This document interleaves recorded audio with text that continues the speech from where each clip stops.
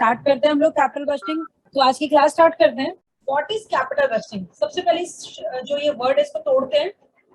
Capital का मतलब होता है लॉन्ग टर्म। बजटिंग का मतलब क्या होता है? जैसे हम लोग अपने बजट्स बनाते हैं, बजटिंग मतलब एक तरह से मैनेज करना। और बिजनेस के अंदर किस चीज का मैनेज करते हैं? Management of funds. ठीक है, कि लॉन्ग टर्म इन्वेस्टमेंट के लिए हम कैसे मैनेज करें, या फिर आप कह लीजिए कैसे हम डिसीजन लें। ठीक है, कैपिटल बजटिंग का मतलब होता है जब हम लॉन्ग टर्म डिसीजन लेते हैं रिगार्डिंग इन्वेस्टमेंट ऑफ फंड्स, कि इस पर्टिकुलर प्रोजेक्ट के अंदर पैसा लगाना चाहिए या नहीं लगाना चाहिए। तो इसके कुछ क्या है इंडिकेटर्स है जो हमें बताते हैं, उनके जो रिजल्ट्स निकलेंगे वो रिजल्ट्स हमें बताएंगे कि हमें इस पर्टिकुलर एरिया में इन्वेस्टमेंट करना चाहिए या नहीं करना चाहिए। कोई पर्टिकुलर मशीन है, उसको खरीदना चाहिए या नहीं खरीदना चाहिए। या फिर अगर आपके ऑप्शंस अवेलेबल है, सपोज आपके 4 ऑप्शन अवेलेबल है ए बी सी डी, तो इन चारों में से आपको कौन सा ऑप्शन आपको बेटर रिजल्ट्स देगा और कैश फ्लोज भी ज्यादा देगा। ठीक है, तो ये सारी चीजें जो हम लोग पढ़ते हैं वो कैपिटल बजटिंग के अंदर पढ़ते हैं। ठीक है, चलो। अच्छा, ये जो है क्योंकि ये जीआईबी का है पीडीएफ, तो इसमें स्टार्टिंग में ना यहाँ तक प्रेजेंट वैल्यू का दिया हुआ है। ठीक है, वो हम लोग कर चुके हैं, तो इसलिए मैं उसको दोबारा डिस्कस नहीं करूंगी। हम लोग कैपिटल बजटिंग से स्टार्ट करेंगे। ठीक है, टाइम वैल्यू ऑफ मनी का दिया हुआ है, ये सब हम लोगों ने कर लिया था। प्रेजेंट वैल्यू, डिस्काउंटिंग क्या होती है, कंपाउंडिंग क्या होती है, प्रेजेंट वैल्यू टेबल्स, यहाँ से हम लोग स्टार्ट करेंगे। देखिए, internal rate of return method जो है ना, ये मेथड आप लोगों के लिए इसलिए भी इम्पोर्टेंट है क्योंकि कैपिटल बजटिंग के केस में इसका नाम आईआरआर है, और बॉन्ड इन्वेस्टमेंट के केस में इसका नाम वाईटीएम है। दोनों का मतलब यूज सेम है। यहाँ पर आप उसको आईआरआर के नाम से जानते हैं और यहाँ पर आप उसको वाईटीएम के नाम से जानते हैं। वाईटीएम आपको क्या बताता है? जहाँ पर आपका जो प्रेजेंट वैल्यू है बॉन्ड का, वो आपका इक्वल होगा किसके? जो मार्केट प्राइस होगा उसके। सेम यहाँ पर आईआरआर में क्या होता है? आईआरआर आपका जहां पर आपका जो एनपीवी है, नेट प्रेजेंट वैल्यू है, जहां पर वो जीरो होती है, उस डिस्काउंट रेट को हम आईआरआर कहते हैं। ठीक है, यहाँ पर इक्वल की बात है, यहाँ पर जीरो की बात है। When NPV will be equals to zero, तो जिस रेट के ऊपर वो जीरो होगा उस रेट को आप इंटरनल रेट ऑफ रिटर्न बोलते हैं। ठीक है, और एक और चीज मैं आपको बता दूं, हो सकता है कि आपसे वाईटीएम जो है वो आईआरआर के नाम से भी पूछ सकते हैं। सपोज आपको वाईटीएम ना देके कि बताइए इस पर्टिकुलर बॉन्ड का इंटरनल रेट ऑफ रिटर्न बताइए, तो आप लोगों को कंफ्यूज नहीं होना है, they are talking about YTM only. ठीक है, अगर कहीं पर भी बॉन्ड के चैप्टर में आईआरआर वर्ड का यूज होता है तो उसका मतलब वाईटीएम की बात कर रहे हैं। ठीक है, चलो आगे बढ़ते हैं, इसको हम लोग एग्जाम्पल से करेंगे। देखिए, एक आपका प्रोजेक्ट ए है। अब ये चीजें मैं यहाँ पर डिस्कस नहीं करूंगी, डिस्काउंट फैक्टर कैसे आया, क्यों आया। ठीक है, यहाँ पर हम लोग डायरेक्टली क्वेश्चन को डिस्कस करेंगे। देखिए, ये आपको ईयर्स गिवन है 1 to 6, ये प्रोजेक्ट ए है। कैश फ्लोज दिए हुए, जो भी आपका माइनस में होगा वो आपका क्या होगा? वो आपका होगा आउटफ्लो, मतलब जो आपके पास से पैसा गया है। माइनस का मतलब आउटफ्लो, कैश आउटफ्लो, और बाकी जो पॉजिटिव है वो आपके कैश इनफ्लोज है। ठीक है, तो मतलब फर्स्ट ईयर में या प्रेजेंट इस समय की अगर हम बात करें तो 2000 रुपए हमने पे किए, या कह लीजिए इस प्रोजेक्ट की जो कॉस्ट है वो 2000 है। ये थाउजेंड्स में वैल्यू, तो ये आपकी वैल्यू हो जाएगी 20 लाख। ठीक है, इसका मतलब आपने 20 लाख की इन्वेस्टमेंट की है, तो अभी हम इसको 2000 लेकर ही चलेंगे। तो 2000 का आपने इन्वेस्टमेंट किया है, तो उसकी जो प्रेजेंट वैल्यू हो तो 2000 ही रहेगी। क्यों? क्योंकि उसी पॉइंट पे आप बात कर रहे हैं, प्रेजेंट वैल्यू की बात हो रही है। फिर एक साल बाद क्या हुआ? एक साल बाद आपको इस प्रोजेक्ट से जो रिटर्न्स मिलेंगे वो 350 मिलेंगे, सेकेंड ईयर में 500 मिलेंगे, थर्ड ईयर में 600। इस तरह से आपको ये क्या दिए हुए? कैश फ्लोज दिए हुए, जो आपको ईयर बाय ईयर मिलते रहेंगे अगर आप इस प्रोजेक्ट को ऑप्ट करते हैं तो। ठीक है, आपने क्या किया? डिस्काउंट फैक्टर निकाल लिया, परसेंटेज आपको दी होगी क्वेश्चन के अंदर 10% दिया हुआ है। ठीक है, ये लिखा है, तो देखिए 10 और 15 के ऊपर हमें करना है, क्योंकि आईआरआर में हम लोगों को क्या करना पड़ता है, अज्यूम करना पड़ता है ना। तो हम लोगों ने लिया है जब आपका 10% था तब हमने यूज किया, और दूसरा 15% पे यूज किया, ठीक है।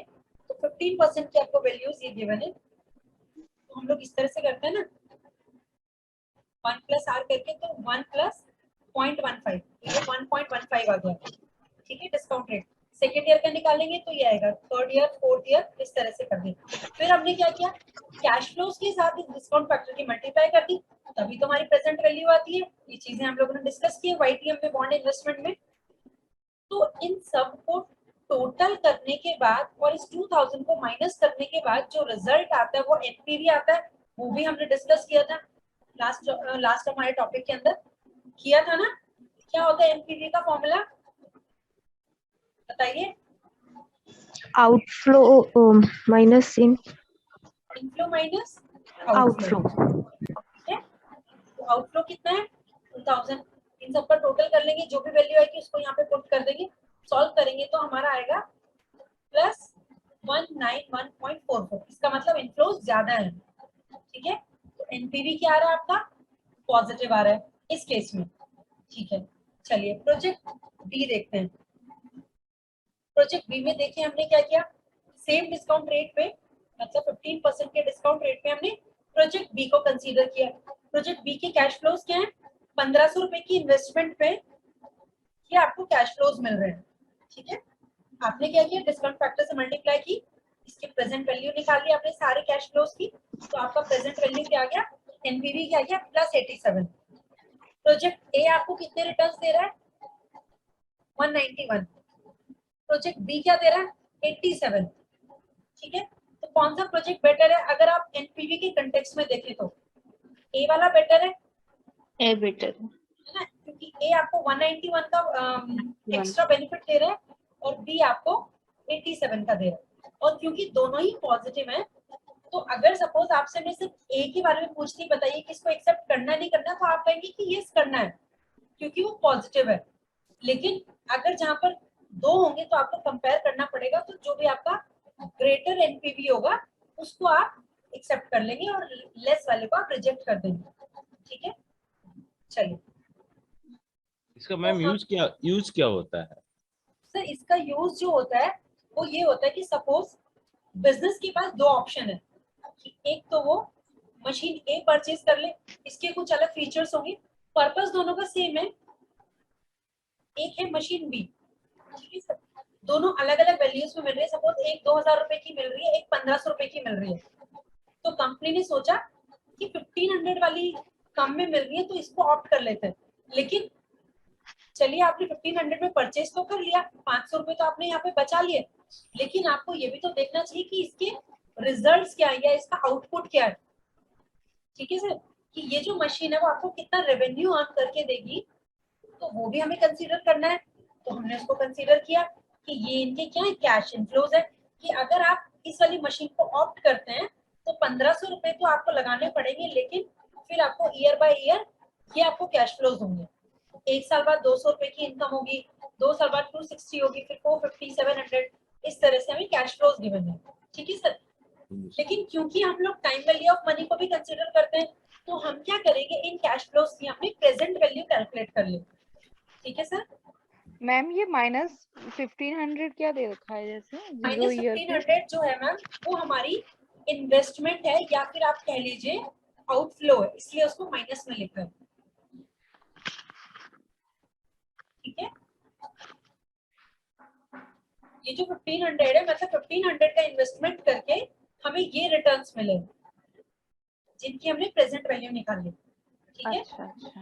तो ये हमें टोटल रिटर्न्स मिल रहे हैं, और हमने लगाया कितना पैसा, 1500 रुपए लगाए, उसके रिटर्न्स में हमें ये मिल रहे, तो हमने कंपेयर किया कि हमें कितना बच कितना रहा है, तो हमें कितना बच रहा है इस वाले केस में प्लस 87। ऊपर मैम वाले ये में डिस्काउंट बताइए। फैक्टर के लिए जो वैल्यूज आए हैं, ये कोई परसेंटेज दे रखा है क्या मैम? हाँ जी मैम, 15% गिवन है क्वेश्चन के अंदर इलस्ट्रेशन में। अच्छा, वो मैम थोड़ा लेट ज्वाइन किया था ना, तो अच्छा, इसलिए नहीं कोई समझ बात में नहीं आया मैम, था अभी। ठीक है। ठीक है मैम, ठीक तो है मैम। एनपीवी क्लियर है, तो एनपीवी एक का 191 आया, एक का 87 आया। ए वाला जो ऑप्शन है भले ही महंगा तो पड़ रहा है लेकिन वो आपको ज्यादा रेवेन्यूज भी तो दे रहा है। बी वाला जो है थोड़ा सस्ता तो पड़ रहा है लेकिन रेवेन्यूज थोड़े कम दे रहा है। ठीक है, तो जब हम लोग इस तरह का कोई हमारे सामने डिसीजन होता है तो हम लोग क्या करते हैं, एनपीवी निकालते हैं और देखते हैं जिसका भी ग्रेटर एनपीवी होता है उसको हम ऑप्ट कर लेते हैं। ठीक है, तो यही एक्चुअल जो मीनिंग है कैपिटल बजटिंग के अंदर, यही होता है कि आप एक कह लीजिए आप एक इन्वेस्टमेंट मैनेजर है कंपनी के अंदर। ठीक है, आपको डिसीजन लेना है कि जो फंड्स हैं उसको कहाँ पर इन्वेस्ट करें। ठीक है, तो आपको आप जो डिसीजन लेंगे वो आप हवा में तो नहीं ले सकते ना, उसके लिए आपको क्या चाहिए, कुछ बेसिस चाहिए। तो वो बेसिस ही मैं आपको पढ़ा रही हूँ, उन बेसिस को हम कहते हैं मेथड्स। ठीक है, तो कुछ मेथड्स होते हैं, उनसे क्या होता है, कुछ रिजल्ट्स आते हैं, उन रिजल्ट्स को इंटरप्रेट करके या उन रिजल्ट्स को अंडरस्टैंड करके हम लोग डिसीजन लेते हैं कि क्या हमें इस ऑप्शन के लिए जाना चाहिए नहीं जाना चाहिए। ठीक है, तो ma'am IRR method. Discounting factor का क्या मीनिंग होता है? डिस्काउंटिंग फैक्टर, तो डिस्काउंटिंग फैक्टर का मतलब ये होता है कि ये जो 200 रुपए है, ये जो दिख रहा है कि मुझे एक साल बाद 200 रुपए मिलेंगे, लेकिन हमारी जो वैल्यू है वो डे बाय डे डेप्रिशिएट हो रही है, हमारी जो करेंसी है वो फॉल कर रही है और मार्केट में इन्फ्लेशन रेट भी बढ़ रहा है। तो ये जो 200 रुपए दिखने में तो 200 रुपए, लेकिन इनकी जो एक्चुअल या परचेजिंग पावर रह जाएगी वो कितनी रह जाएगी, हम उसको वैल्यू कर रहे हैं। तो उसके लिए हमें डिस्काउंटिंग फैक्टर देखना पड़ता है कि हमारे जो वैल्यू है उसमें कितनी गिरावट आएगी। तो अगर 15% दिया है तो 15% पे डिस्काउंटिंग करेंगे। इसका मतलब ये है कि ये जो 200 रुपए एक साल बाद इनकी जो एक्चुअल वैल्यू होगी वो 173 रुपीज होगी। ठीक है सर, चलिए आगे बढ़ते हैं। अभी ये जो आईआरआर है ना, ये मैं अभी आपको दोबारा भी बताऊंगी। अभी इससे पहले मैं आप लोगों को जो थोड़े इजी मेथड्स हैं पहले वो करा रही हूँ, फिर हम लोग आईआरआर पे आएंगे कि आईआरआर थोड़ा सा टफ है। सबसे पहले थोड़े जो इसके इजी मेथड्स हैं उनको डिस्कस करते हैं। ठीक है, देखिए हमारा जो कैपिटल बजटिंग है, जैसे हम लोगों ने कौन से टॉपिक के अंदर पढ़ा था कि कुछ ट्रेडिशनल रेशो में पढ़ा था हमने। रेशो में हमने क्या पढ़ा था, दो टाइप्स के क्लासिफिकेशन था, एक आपके जो ट्रेडिशनल मेथड्स थे और एक आपके कौन से मेथड्स थे, दो टाइप का क्लासिफिकेशन था ना, एक मॉडर्न क्लासिफिकेशन था, एक आपका ट्रेडिशनल था। ट्रेडिशनल के अंदर क्या था, balance sheet ratios, P&L ratios और कंपोजिट रेशियोज।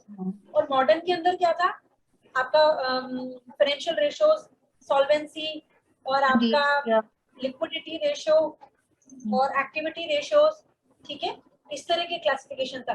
सेम ऐसी जो कैपिटल बजटिंग को कैलकुलेट करने के जो मेथड्स हैं वो दो टाइप्स के हैं, एक है ट्रेडिशनल और इन ट्रेडिशनल को हम नॉन डिस्काउंटेड भी कहते हैं। नॉन डिस्काउंटेड इसलिए कहते हैं कि जब आप ट्रेडिशनल मेथड्स को अप्लाई करते हो तो वहां पर आप टाइम वैल्यू ऑफ मनी को कंसीडर नहीं करते as in case of modern methods. ठीक है, जो मॉडर्न मेथड्स हैं उनके अंदर हम क्या करते हैं, उनके अंदर डिस्काउंटिंग करते हैं, या आप कह लीजिए कि टाइम वैल्यू ऑफ मनी को कंसीडर करते हैं, जैसा कि अभी हम लोग कर रहे थे ना आईआरआर में। तो जो आईआरआर है वो मॉडर्न मेथड है। ठीक है, तो इसलिए ये वाले जो मेथड्स है थोड़े से टिपिकल है, तो उसको मैं थोड़ा बाद में बताऊंगी। अभी मैं पहले आपको ट्रेडिशनल वाले जो थोड़े इजी हैं, सो दैट कि आप इस चैप्टर से थोड़ा सा आपको इस चैप्टर में कंफर्ट लगे। तो हम लोग क्या करेंगे, पहले इजी मेथड्स करते हैं। नॉन डिस्काउंटेड, नॉन डिस्काउंटेड का मतलब समझ गए, जहां पर डिस्काउंट फैक्टर नहीं आएगा, मतलब टाइम वैल्यू ऑफ मनी को हम कंसीडर नहीं करेंगे। ठीक है, फर्स्ट मेथड पेबैक मेथड। नाम से क्या पता चल रहा है, नाम से ये पता चल रहा है कि ये जो पेबैक मेथड का मतलब जो भी आपका प्रोजेक्ट होगा वो कितने टाइम में आपके जो इन्वेस्टमेंट है उसको वो रिटर्न बैक कर देगा।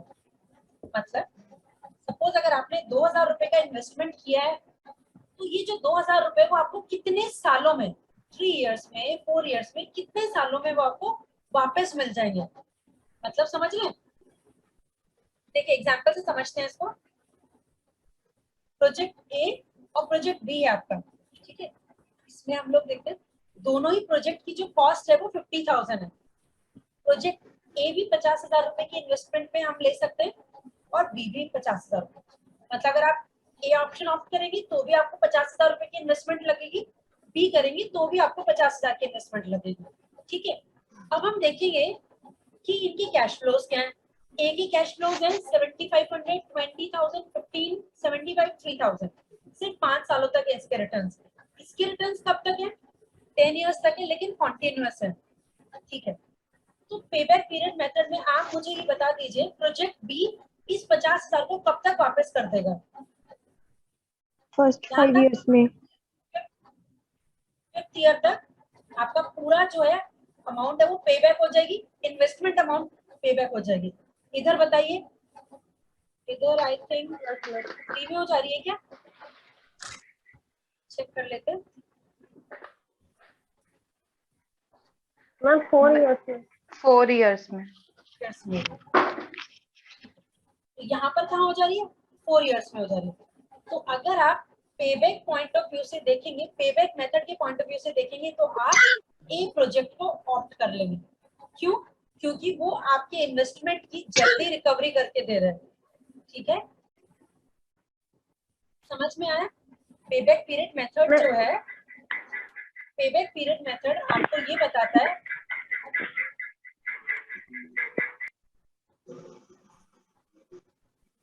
simply seeks to measure the length of the time that will be taken before receipts from the investment are sufficient to pay back the cost of the investment। कि जितना भी हमने investment लगाया है वो कितनी लेंथ में या कितने टाइम पीरियड में हमें वापस मिल जाएगा। ठीक है, सिर्फ इतना सा होता है पे बैक पीरियड मेथड। ठीक है, क्लियर है? क्या आपको एग्जांपल से समझ में आ गया? अब देखिए इसका एग्जामिनेशन देख लीजिए।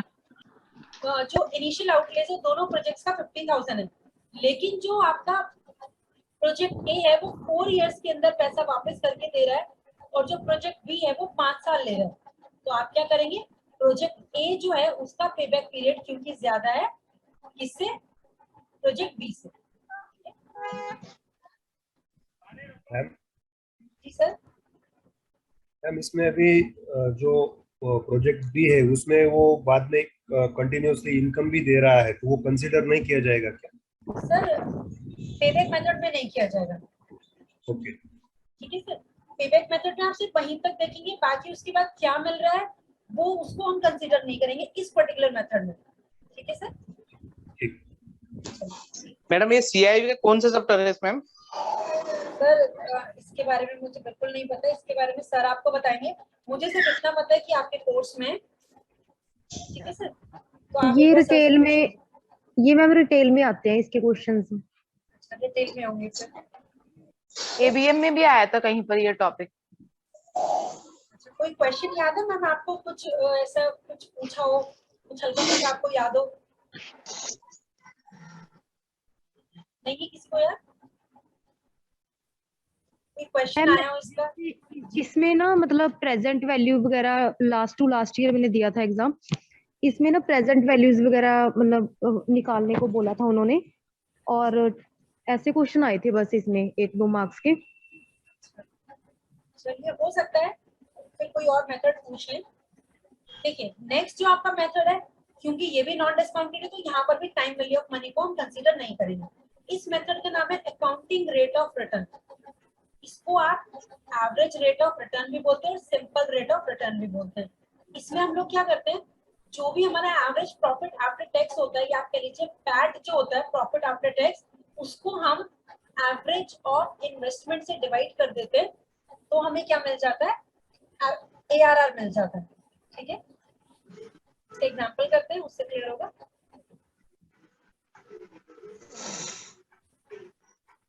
देखिए आपको क्या दिया हुआ? प्रॉफिट्स दिए हुए 4 इयर्स के। ठीक है, और वहां पर आपको क्या लेना है? एवरेज पैट लेना है। तो आप क्या करेंगे?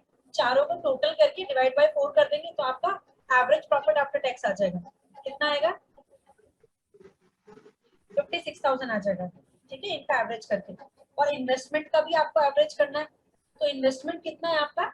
इनिशियल इन्वेस्टमेंट 16 लाख रुपीज है, एवरेज करेंगे मतलब डिवाइड बाय 2 करना है आपको इसको, तो कितना हो जाएगा? 8 लाख। 56,000 आपका एवरेज प्रॉफिट है, डिवाइड्स बाय एवरेज इन्वेस्टमेंट कितना 8 लाख, तो परसेंटेज के अंदर आता है तो इनटू 100 हो जाएगा, तो आपका आंसर आ रहा है 7%। तो जो भी प्रोजेक्ट आपको ज्यादा ARR देगा वो आपका क्या हो जाएगा, वो आपका बेटर ऑप्शन हो जाएगा। ठीक है मैम ये 8 लाख वाला दोबारा से बताइएगा। जी मैम बता देती 8 लाख हूँ। कैसे आएगा? फॉर्मूला जो है, फॉर्मूला देखिए, फॉर्मूले में सब कुछ एवरेज लेना है, जो पैट है उसको भी आपको एवरेज करना है। अगर देखिए सिंगल ईयर का दिया है फिर तो वही ले लेंगे, लेकिन अगर आपको मोर देन 2-3 इयर्स दिया हुआ है तो आप लोग क्या करेंगे, उसको एवरेज कर लेंगे। और जो इन्वेस्टमेंट है उसको भी एवरेज करेंगे, उसको एवरेज आप क्या करेंगे, डिवाइड बाय 2 करके। ठीक है, यहाँ पर प्रॉफिट का कैसे किया एवरेज वो आपने देख लिया, इन्वेस्टमेंट डिवाइड बाय 2 करके एवरेज कर, ठीक है, इसको डिवाइड बाय 2 करना है और इसको जितने भी आपके नंबर ऑफ इयर्स होंगे अकॉर्डिंगली आप एवरेज कर देंगे, फिर डिवाइड करके हम इनको 100 करेंगे। इन्वेस्टमेंट मैम तो इसमें तो इन्वेस्टमेंट 16 लाख दिया हुआ है, इसमें एवरेज कैसे करना है? मतलब 16 लाख डिवाइड Initially- बाय 2। नहीं, इसमें मैम दिया हुआ है कि initial investment in project is 16 lakh. जी सर। इसमें एवरेज कैसे कीजिएगा? 2 रहेगा तब तो एवरेज। नहीं सर, वही मैं आपको बता रही हूँ, यहाँ पर तो एवरेज करना है आपको as per number of years, हाँ, नंबर ऑफ ईयर, ठीक है। लेकिन इन्वेस्टमेंट में आपको जो एवरेज करना है वो आपको मतलब एक्चुअली उसको एवरेज नहीं है, आप उसको डिवाइड बाय 2 करना है बस उसको। तो वो बोलने में एवरेज बोल दिया है बट आपने उसको डिवाइड बाय 2 करना है हमेशा। ठीक है सर, प्रॉफिट को अकॉर्डिंगली करेंगे एवरेज, जितने भी नंबर ऑफ इयर्स होंगे, 4 है तो 4 से, 5 है तो 5 से, लेकिन इन्वेस्टमेंट को डिवाइड बाय 2 करना है। Ma'am we will assume the scrap value to be nil, इसका क्या मतलब है? मैम स्क्रैप वैल्यू क्या होती है, जैसे मैंने अगर आप लोगों ने डेप्रिसिएशन पढ़ा होगा, स्क्रैप वैल्यू का मतलब जब आपका वो जो ये जो प्रोजेक्ट है, सपोज ये एक मशीन है, तो ये जो मशीन है जब इसका यूज खत्म हो जाएगा या ये हमारे लिए बेकार हो जाएगी, तब ये कितने रुपए में, कूड़े के भाव कितने रुपए में जाएगी, तो उसको स्क्रैप वैल्यू बोलते हैं। तो हम उसको अपनी इनकम मानते हैं, तो उसको कॉस्ट में से माइनस कर लेते हैं। ठीक है मैम, अगर क्वेश्चन के अंदर गिवन होता तो आप क्या करते, उसको एडजस्ट करके तब आप डिवाइड बाय 2 कर देते। ठीक है, आई थिंक अगर होगा कोई क्वेश्चन तो मैं बता दूंगी इसका। एज पर एक एग्जांपल मैम ऐसे दे दीजिए तो पता समझ में तो। इसके ना सर मैं अभी क्वेश्चंस कराऊंगी क्योंकि इसके अंदर बहुत लिमिटेड क्वेश्चंस हैं, जैसे हमारे YTM में था, तो इसके मैं क्वेश्चंस कराऊंगी अभी आपको। कल स्पेशली न्यूमेरिकल्स की क्लास रखेंगे हम लोग, आज मैं सोची थ्योरी कंप्लीट हो जाए और ये जो छोटे छोटे मेथड्स हैं, ठीक है सर, इसके क्वेश्चंस मैं कराऊंगी। अभी बस आप मेथड समझ लीजिए, ठीक है, समझ लेते हैं, ये भी एग्जाम में पूछ लेते हैं क्या क्या इसके एडवांटेजेस होते हैं। देखिए, एवरेज प्रॉफिट या एवरेज अकाउंटिंग प्रॉफिट क्या होता है, arithmetic mean of the accounting income expected to be earn during each year of the project's lifetime. वही मतलब जो भी उसका कंपनी का जो एक्चुअल प्रॉफिट है उसकी बात कर रहे हैं। इसके अंदर क्या होता है, जो अकाउंटिंग इनकम है वो आपकी कब अराइव होती है, प्रोवाइडिंग फॉर डेप्रिसिएशन, वेयरएज बाकी के मेथड्स में क्या होता है, बाकी के मेथड्स में सिर्फ एक ही ऐसा मेथड है जिसके अंदर हम लोग सिर्फ प्रॉफिट को कंसीडर कर रहे हैं। अदरवाइज अगर आपने देखा होगा एनपीवी है, IRR है, उसमें हमने सिर्फ किसको कंसीडर किया, सिर्फ कैश फ्लो को। उसमें हमने नहीं देखा कि बिजनेस का प्रॉफिट कितना है। लेकिन अकाउंटिंग रेट ऑफ रिटर्न में देखिए, जैसे कि नाम से भी पता चल रहा है, इस मेथड के अंदर हम, ये आपका वन एंड ओनली मेथड है जिसके अंदर आप अकाउंटिंग प्रॉफिट को कंसीडर करते हैं। बाकी के जितने भी मेथड्स हैं उसके अंदर बिजनेस के प्रॉफिट से कोई मतलब नहीं। एवरेज इन्वेस्टमेंट आपका क्या होगा, it may be calculated as the sum of the beginning और ending book value of the investment divide by 2। अगर क्वेश्चन में गिवन है, तो नहीं गिवन है तो आप क्या करेंगे, जनरली जैसे अभी हमने किया 16 लाख डिवाइड बाय 2 कर दीजिए। ठीक है, एग्जांपल दिया देखिए इसमें, if investment in a project is 10 lakh, life of the project आपकी क्या 6 इयर्स है, स्क्रैप वैल्यू क्या आपकी 1 लाख है, तो आप क्या करेंगे, इन्वेस्टमेंट कितना मानेंगे फिर, क्योंकि मैंने आपको बताया स्क्रैप वैल्यू क्या होती है, ये एक ऐसी इनकम होती है जो आपको at the end of the maturity जो भी उस प्रोजेक्ट की होती है तब आपको मिल जाती है। तो आप क्या करेंगे, अपनी कॉस्ट को कम कर लेंगे फिर, तो मतलब आपका खर्चा कितना हुआ है, 9 लाख रुपीज का, तो 9 लाख डिवाइड बाय 2 कर देंगे। ठीक है, और अगर क्वेश्चन के अंदर कुछ नहीं दिया होगा तो आप उसको 0 मान के तब आप डिवाइड बाय 2 कर देंगे, और अगर बिगनिंग और एंडिंग दिया होगा तब आप दोनों को ऐड करके तब डिवाइड बाय 2 कर देंगे। ठीक है, ये आप डिनोमिनेटर के लिए बता रही हैं ना मैम? मैम डिनोमिनेटर के लिए जहाँ पर आपको इन्वेस्टमेंट लिखा है ना, एवरेज इन्वेस्टमेंट, तो इस एवरेज जी। इन्वेस्टमेंट की मीनिंग क्या क्या है मैं यहाँ पे लिख देती हूँ। देखें, पहला तो सिंपल, अगर आपको इन्वेस्टमेंट दिया तो डिवाइड बाय 2 कर दीजिएगा। ठीक है मैम। जी। दूसरी चीज, अगर आपको बिगनिंग इन्वेस्टमेंट और क्लोजिंग इन्वेस्टमेंट दिया तो आप उनको दोनों को ऐड करके डिवाइड बाय 2 कर दीजिएगा। अगर आपको इन्वेस्टमेंट और आपको स्क्रैप वैल्यू दिया है तो आप क्या करेंगे, investment minus scrap value divide by 2 कर देंगे। ठीक है, ओपनिंग क्लोजिंग दिए होंगे तो प्लस करके डिवाइड बाय 2 कर देंगे, स्क्रैप दिया होगा तो माइनस कर देंगे। क्यों माइनस करेंगे मैंने आपको बता दिया, क्योंकि scrap is considered as an income, और फिर उसको डिवाइड बाय 2 कर दो। अनदर वेरिएशन इसके अंदर देखिए क्या होता है, एक प्रोजेक्ट को आप कब एक्सेप्ट करेंगे, अगर उसका जो ARR है वो higher than the minimum rate of return set by the management है।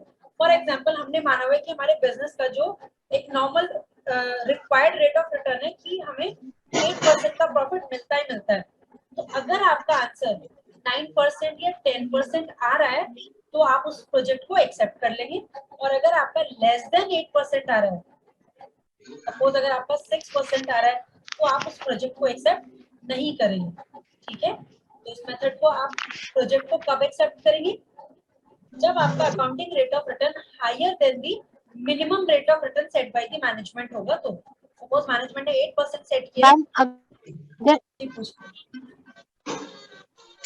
मैम अगर इक्वल टू होगा तो उसे कंसीडर करेंगे या नहीं करेंगे? इक्वल टू में देखिए मैम, जहां पर भी इक्वल टू होगा ना वहां पर फिर हम लोग दूसरे मेथड के ऊपर स्विच कर जाएंगे, मतलब फिर उसको हम साइड में रख के हम देखेंगे, एक और मेथड लगा के देख लेते हैं वो क्या रिजल्ट दे रहा है, तो अगर वो भी पॉजिटिव रिजल्ट देगा तो एक्सेप्ट कर लेंगे। ठीक है, उसके अलावा इसके अंदर क्या हो सकता है, इसके अंदर रैंकिंग भी हो सकती है। फॉर एग्जांपल आपके पास 3 ऑप्शंस है, 8% आपका मिनिमम बेंचमार्क है, तो सपोज एक आपको दे रहा है 9%, एक दे रहा है 10%, और एक आपको दे रहा है 6%, और एक आपको दे रहा है 12%। तो जब आप इसकी रैंकिंग करेंगे तो फर्स्ट रैंक आप किसको देंगे, 12 को। ठीक है, सेकेंड रैंक किसको देंगे, 10 को, थर्ड रैंक देंगे 9% को, 6 को कितनी देंगे, नहीं कंसीडर ही नहीं करना है मैम उसको कोई रैंक नहीं देंगे। ठीक है, क्योंकि ये आपका लेस देन बेंचमार्क है। अच्छा अच्छा, बैंक। ठीक है, तो उसको तो रिजेक्ट ही करना है, तो इसलिए उसको रैंकिंग नहीं देंगे। तो इसके अंदर क्या क्या चीजें होती हैं, अगर आपका accounting rate of return higher than the minimum rate है तो आप उसको कंसीडर करेंगे, और अगर मोर देन मतलब एक से ज्यादा प्रोजेक्ट्स है तो आप क्या करेंगे, उनको रैंक्स दे देंगे, और फिर उसके बाद आप दूसरे मेथड्स को भी कंसीडर करेंगे कि सपोज अब देखिए यहाँ पर इसको फर्स्ट रैंक मिल रही है, फिर आपने पेबैक पीरियड से चेक किया इन सारे मेथड्स को, सपोज पेबैक जो है वो इसको रैंक 1 दे रहे हैं, मतलब ये जो 9% वाला है वो जल्दी पैसे कमा के दे रहा है। ठीक है, और ये सेकंड नंबर पे है, या ये सेकंड नंबर पे, और ये आपका थर्ड नंबर पे। ठीक है, तो जहां पर आपके ज्यादा प्रोजेक्ट्स होते हैं तो हम क्या करते हैं, रैंकिंग कर देते हैं मेथड वाइज। ठीक है, चलिए अब इसके एडवांटेजेस देख लीजिए। इसकी जो एडवांटेज है, जैसे कि पेबैक पीरियड मेथड है, ये क्या आपका सिंपल टू अंडरस्टैंड है और सिंपल कैलकुलेशन है।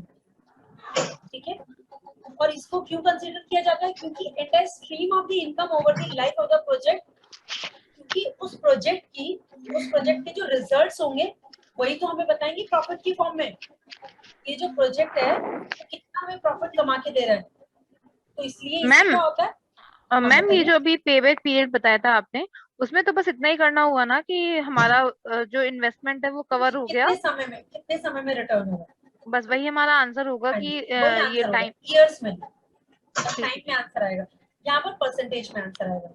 ठीक है, इसकी लिमिटेशंस क्या है, ये जो एडवांटेजेस और लिमिटेशंस है ना, ये दोनों मेथड्स का सेम है, पेबैक का भी और ARR का भी।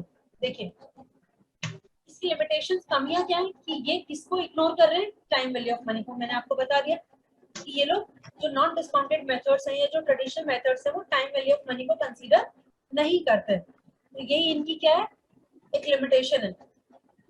If we use ARR to compare two projects having equal initial investment, the project which has higher annual income in the later years, it is useful like, देखिए क्या होगा, हम लोग क्या करेंगे कि अगर सपोज हम ARR से दो प्रोजेक्ट्स को कंपेयर कर रहे हैं और उनका जो इनिशियल इन्वेस्टमेंट है वो सेम है, दोनों ने 50,000 की इन्वेस्टमेंट की है, तो जो प्रोजेक्ट होगा जिसका ज्यादा एनुअल इनकम होगा तो हम उसको क्या करेंगे, उसको हम कंसीडर कर लेंगे, ठीक है। लेकिन ऐसा भी तो हो सकता है कि वो जो प्रोजेक्ट है वो किसी और टर्म्स में बेटर हो, या उसका जो प्रेजेंट वैल्यू है, जिसकी प्रेजेंट वैल्यू है वो उसकी ज्यादा हो। कि अगर आप प्रेजेंट वैल्यू देखिए, ARR में आपने देखा कि भाई ये ज्यादा रिटर्न दे रहा है तो आपने इसको ऑप्ट कर लिया, लेकिन क्या पता जो अमाउंट है वो आपकी कम कम ईयर्स हो, सपोज 200 है, फिर 150 है, और जो दूसरा प्रोजेक्ट है भले उसके रिटर्न्स कम है लेकिन उसकी वैल्यूज हाई है, बाद में उसके रिटर्न्स बढ़ गए, तो उस केस में क्या होगा, आप गलत प्रोजेक्ट को एक्सेप्ट कर लेंगे, ठीक है। Next, it uses accounting profit, cash flows को ही कंसीडर नहीं करते, जबकि हम लोग ऐसा मानते हैं कि अगर आपको प्रोजेक्ट को कंसीडर करना है तो आप कि कैश फ्लोज को कंसीडर कीजिए कि वो क्या रिटर्न्स दे रहे हैं, ठीक है। इसमें प्रॉब्लम क्या है, इसको कैलकुलेट करने के बहुत सारे तरीके हैं, कभी डेप्रिसिएशन को ऐड करना है, कभी आपको पीएटी लेना है, कभी आपको एवरेज पीएटी लेना है, तो इससे क्या होता है, प्रॉब्लम ऑफ कंसिस्टेंसी आता है, क्योंकि हर कंपनी का अपना जो कैलकुलेशन ऑफ प्रॉफिट है वो डिफरेंट होता है, ठीक है। ARR के अंदर क्या होता है, हम लोग क्या करते हैं, जो मैंने आपको बताया था ना, बिजनेस क्या करते हैं, मिनिमम रेट ऑफ रिटर्न एक फिक्स कर लेता है, तो ये जो मिनिमम रेट फिक्स करते हैं ये आर्बिट्रेरी होता है, मतलब जस्ट ऐसे based on the current situations हम उसको कंसीडर कर लेते हैं, जबकि मार्केट में एक्चुअल रिजल्ट्स क्या है या एक्चुअल कंडीशंस क्या है वो हमें नहीं पता होती, तो उससे क्या होता है, हम लोग गलत प्रोजेक्ट को एक्सेप्ट कर सकते हैं। हालांकि जितने भी नॉन डिस्काउंटेड मेथड्स हैं वो सभी अब आज के डेट में यूजलेस हैं, ठीक है। यूजलेस इसलिए है क्योंकि वो टाइम वैल्यू ऑफ मनी को कंसीडर नहीं करते, ठीक है, लेकिन आपको पता होना चाहिए कि क्या होता है। ये दो मेथड्स हैं नॉन डिस्काउंटेड में, या फिर आप कह लीजिए ट्रेडिशनल के अंदर, कौन कौन से दो मेथड्स, एक है आपका पेबैक मेथड और एक है आपका ARR मेथड, ठीक है। दोनों का आप अगर कैलकुलेशन करने के लिए आए तो आप लोग कर सकते हैं कैलकुलेशन, ठीक है। पेबैक पीरियड में देखेंगे जो जल्दी कमा के दे रहा है, और ARR में देखेंगे जो आपको ज्यादा रिटर्न्स दे रहा है, लेकिन मिनिमम से ज्यादा होना चाहिए। यहाँ पर मैं आपको एक और चीज बताना चाह रही हूँ, सपोज देखिए अभी तो क्लियरली यहाँ पर जो टोटल है वो 50,000 आ गया, ठीक है। व्हाट इफ अगर ये आपका 17,500 होता तो आप क्या करते, बताइए। फिर तो आपका जो आंसर है, क्योंकि जो फोर्थ ईयर है वो 17,500 दे रहा है, आपको रिमेनिंग कितना, आपको तो सिर्फ ये देखना है कि 7,500 कब तक मिल जाएंगे, तो आप क्या करेंगे, 7,500 इसको आप प्रोपोर्शनेटली निकाल लेंगे,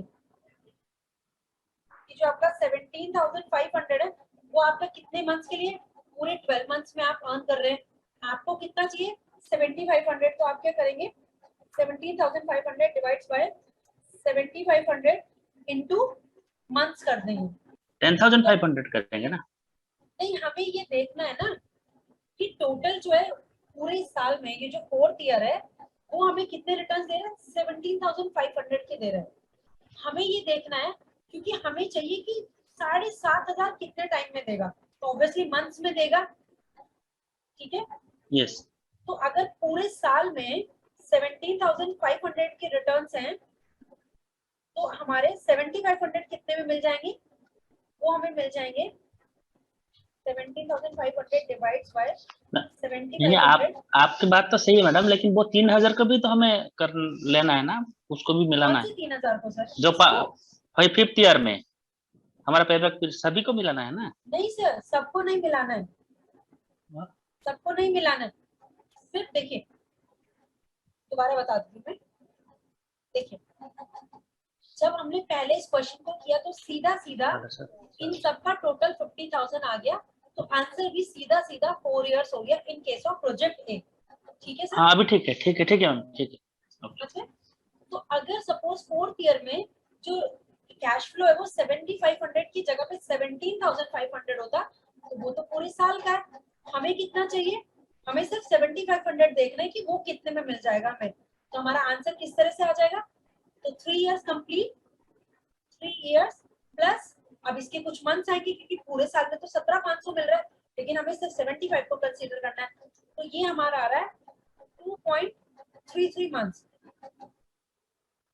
ठीक है, इसको अगर आप डेज में निकालना चाहते हैं तो इंटू 39 कर सकते, इंटू 30 करेंगे तो 60 क्या 70 डेज आ जाएंगे।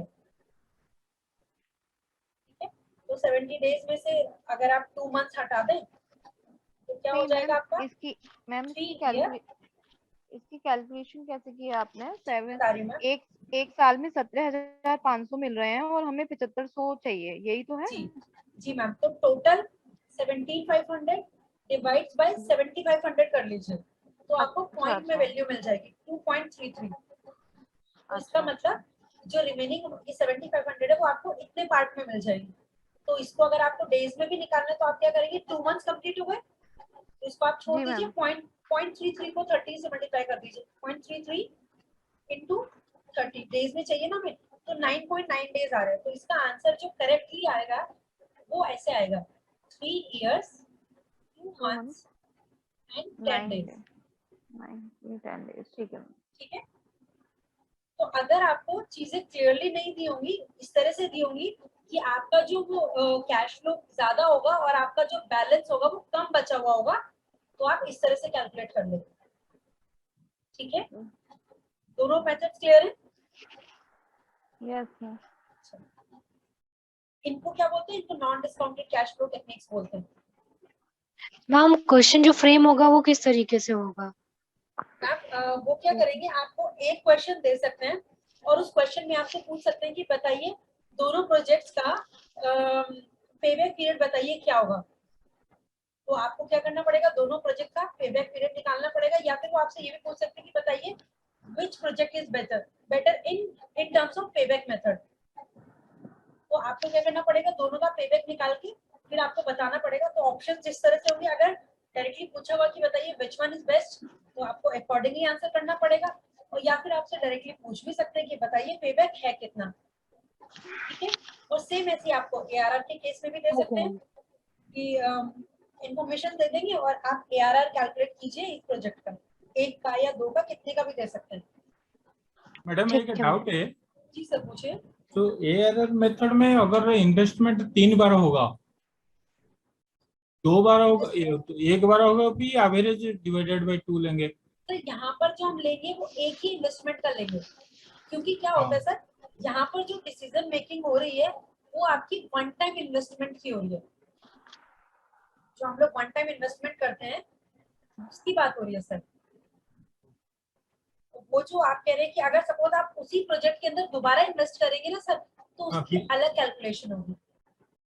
क्योंकि कैपिटल बस्टिंग का मतलब ये आपका क्या होता है कि आपका लॉन्ग टर्म डिसीजन होता है और इरिवर्सिबल डिसीजन होता है। इरिवर्सिबल डिसीजन मतलब अगर आपने एक बार इस डिसीजन को ले लिया तो आप उसको वापस नहीं कर सकते। क्योंकि अगर सपोज आज आप कोई मशीन खरीद के ले आए तो आप ये नहीं कि कल को आप उसको वापस कर देंगे। ठीक है, करने को तो कर सकते हैं लेकिन उसके फिर आपको उतने पैसे वापस नहीं मिलेंगे, है ना।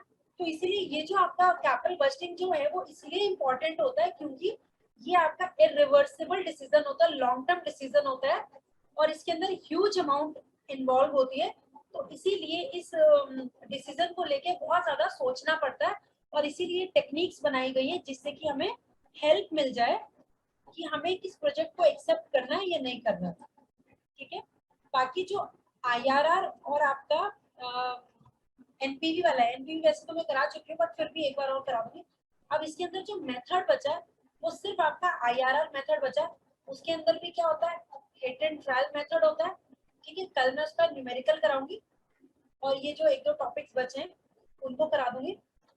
इसके अंदर भी वही चीजें, सेंसिटिविटी और रिस्क आपका वो दिया हुआ है, risk premium, risk free rate, discount rate, तो ये सब चीजें इनको हम कल करेंगे न्यूमेरिकली।